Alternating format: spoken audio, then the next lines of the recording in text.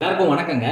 இந்த வீடியோவில் நம்ம பார்க்கக்கூடிய டாபிக் என்ன அப்படின்னா, பிருகு நந்தி நாடி சிறப்பு விதிகள். அதாவது மெயினாக கவனிக்கக்கூடிய விதிகளை தான் இங்கே நான் கொடுத்துருக்கேன்.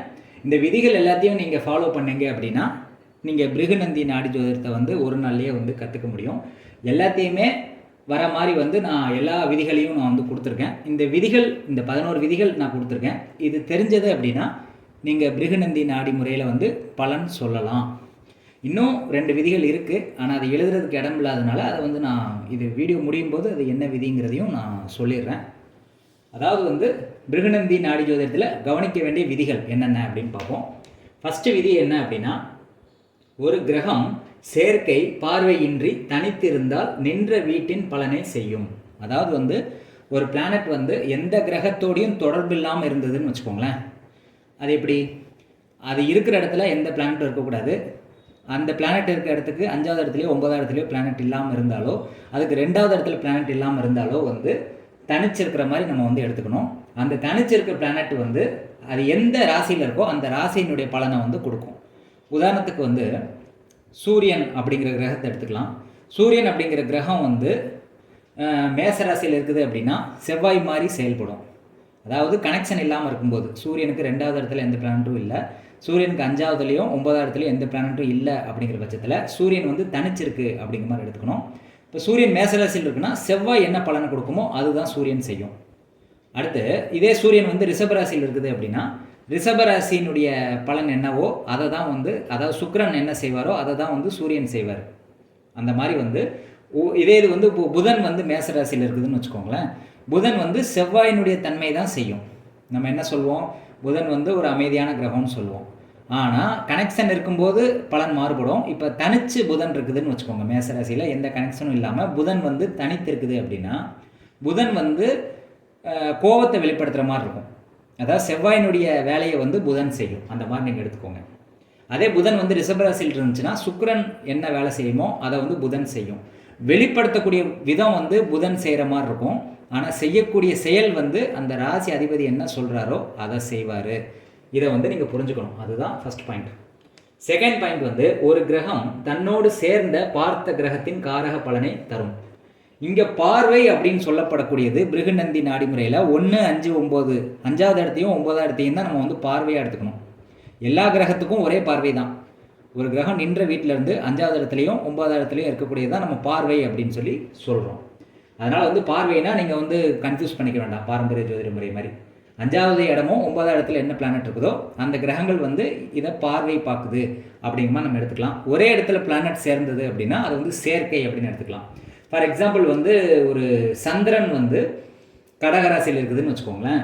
அது தனிச்சிருக்குது அப்படின்னா அந்த கடகராசியினுடைய வேலையை செய்யும்.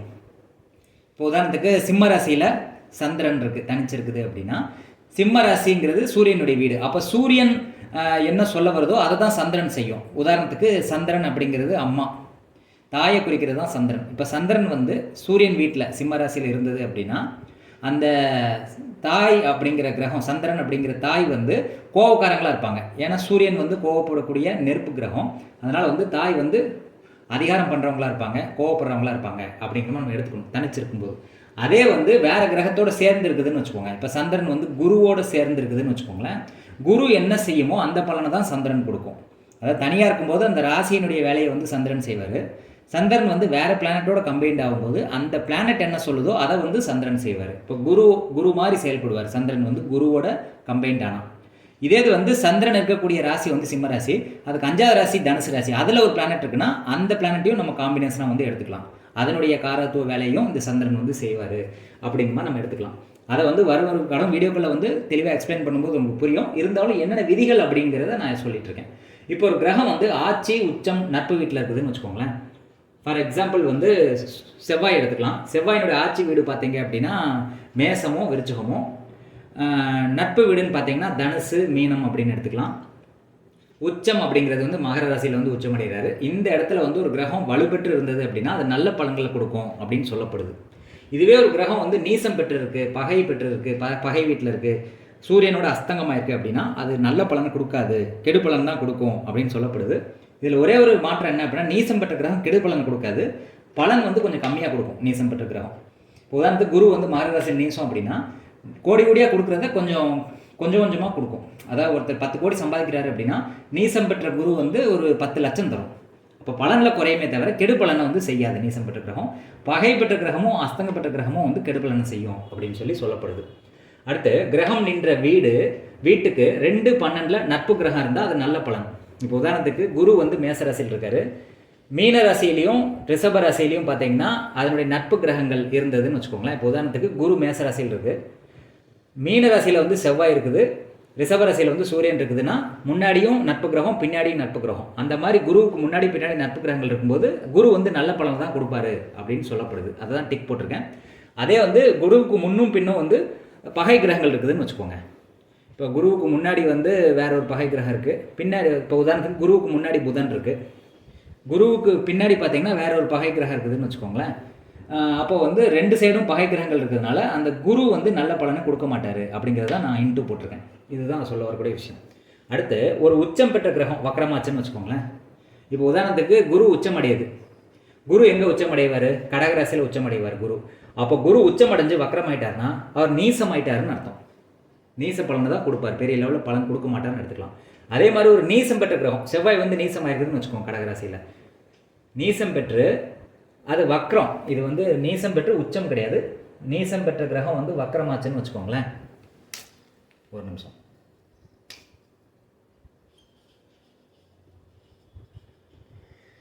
நீசம் பெற்ற கிரகம் வந்து வக்ரமாச்சு அப்படின்னா உச்ச பலனை கொடுக்கும் அப்படின்னு சொல்லப்படுது. இப்போ செவ்வாய் வந்து கடகத்தில் நீசம் பெற்று செவ்வாய் வக்ரமாக இருந்தார் அப்படின்னா அப்போ வந்து ஒரு உச்ச பலனை கொடுப்பாரு.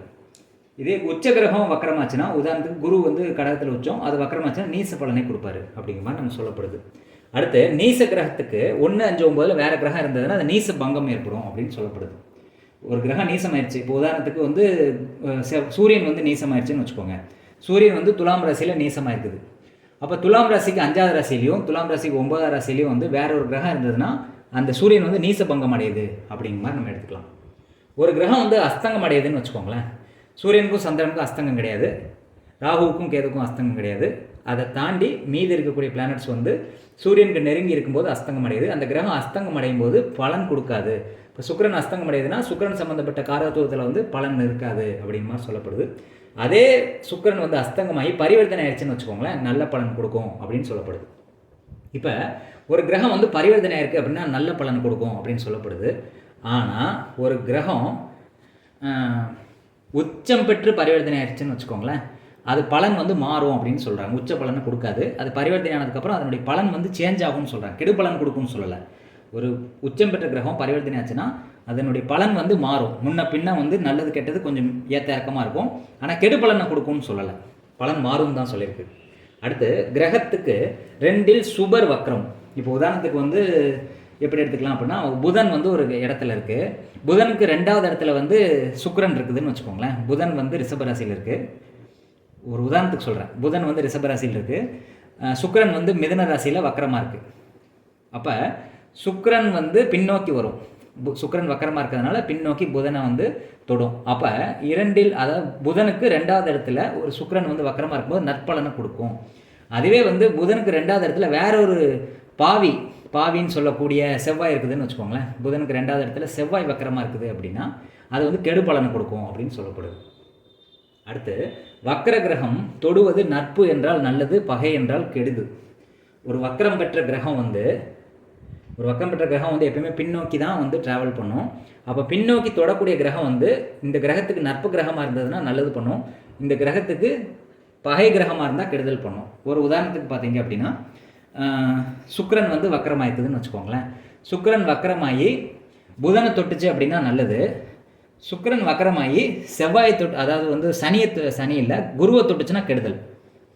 அதாவது நட்பு ஒரு வக்கரமான கிரகம் நட்பு கிரகத்தை தொட்டால் நல்லது, பகை கிரகத்தை தொட்டால் கெடுதல் அப்படின்னு சொல்லப்படுது. இந்த கான்செப்ட் வந்து உங்களுக்கு புரிஞ்சிருக்கும்னு நான் நினைக்கிறேன். இது போக வந்து இன்னும் 2 பாயிண்ட்ஸ் என்ன அப்படின்னா, ஒரு கிரகம் வந்து 1, 5, 9 இருக்கக்கூடிய பிளானட்ஸோட தொடர்பு கொள்ளும். அப்போ அந்த பிளானட்ஸ் வந்து நட்பு பிளானட்ஸாக இருந்தால் நல்ல பலனும், கொஞ்சம் பகை கிரகங்களாக இருந்தால் கொஞ்சம் கெடுதல் நடக்கும் அப்படிங்கிற மாதிரி நீங்கள் எடுத்துக்கலாம். அடுத்து பார்த்தீங்கன்னா இந்த பலன்லாம் பார்த்தாச்சு. இந்த பலன் வந்து எப்போ நடக்கும்? இப்போ உதாரணத்துக்கு பாரம்பரிய இடத்துல வந்து தசாபுத்தி டைமில் வந்து அந்த கிரகம் பலன் கொடுக்குதுன்னு சொல்கிறாங்க. இந்த பிருகநந்தி நாடி ஜோதிடத்தில் சொல்லப்பட்ட கிரக காம்பினேஷன் வந்து கம்பைண்ட் ஆகும்போது பலன் நடக்குதுன்னு சொல்கிறோம். அந்த பலன் வந்து எப்போ நடக்கும் அப்படின்னு பார்க்கும்போது கோச்சாரத்தில் இருக்கக்கூடிய பிளானட்ஸ் வந்து ஜாதகத்தில் இருக்கக்கூடிய பிளானட்ஸை தொடர்பு கொள்ளும்போது அந்த பலன் நடக்கும் அப்படின்னு சொல்லணும். உதாரணத்துக்கு வந்து ஒரு சுக்கிரன் வந்து ஒரு இடத்துல இருக்குது, சனி வந்து எப்போ சுக்கிரனை தொடுதோ அப்போ தான் சுக்கிரன் சம்மந்தப்பட்ட விஷயம் வந்து நடக்கும் அப்படிமா சொல்லலாம். ஒரு வேலை கிடைக்கணும் அப்படின்னா என்ன நடக்கும் அப்படின்னா, அதாவது குருவும் சனியும் கம்பைண்ட் ஆகுதுன்னா வேலை கிடைக்கும்.